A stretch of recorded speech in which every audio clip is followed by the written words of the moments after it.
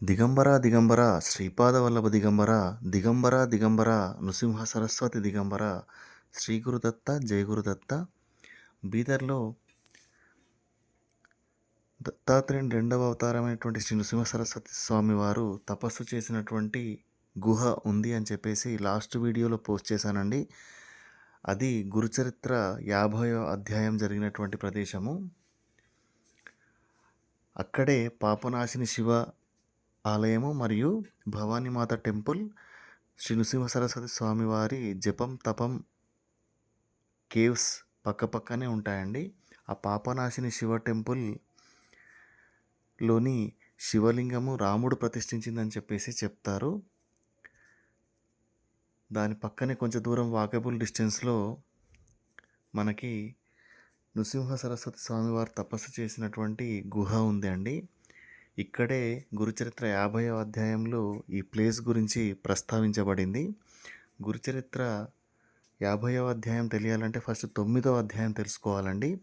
గురుచరిత్ర 9వ అధ్యాయంలో రజకునికి శ్రీపాద శ్రీవల్లభుడు వచ్చే జన్మలో రాజుగా పుడతావు, నేను కూడా నెక్స్ట్ అవతారంలో నృసింహ సరస్వతి స్వామివారిగా వస్తాను, అప్పుడు నీవు మళ్ళీ నన్ను రాజుగా పుట్టి నన్ను కలుస్తావు అని చెప్పేసి నృసింహ సరస్వతి స్వామివారు రజకుడికి చెప్తారు కదండి. ఆ రజకుడే వచ్చే జన్మలో బీదర్ రాజుగా పుడతాడు. అప్పుడు అతనికి కాలికి ఒక పెద్ద రాజపుండ అయ్యి ఎంతమందికి చూపించినా కూడా నయం కాక నృసింహ సరస్వతి స్వామివారి దగ్గరికి వెళ్తే వారు నయం చేస్తారు. అప్పుడు బీదర్కి నృసింహ సరస్వతి స్వామివారిని ఆ రజకుడు అంటే ఆ రాజుగా పుట్టినటువంటి యవన రాజు ఆహ్వానించగా, నేను ఒకరోజు ఈ పాపనాశిని శివాలయం దగ్గర ఒక గుహలో తపస్సు చేస్తాను, నీవు వచ్చి అప్పుడు నన్ను కలువు, ఆ తర్వాత నీ రాజ్యానికి వస్తాను అని చెప్పేసి ఈ గుహలోనే శ్రీ నృసింహ సరస్వతి స్వామివారు తన జపం తపం అనుష్ఠానాన్ని ఒక్కరోజే చేశారని చెప్పేసి ఇక్కడ హిస్టరీలో ఉందండి. సో తప్పకుండా బీదర్ వెళ్ళినప్పుడు మీరు ఈ మహిమాన్వితమైనటువంటి ప్రదేశాన్ని తప్పకుండా దర్శించండి.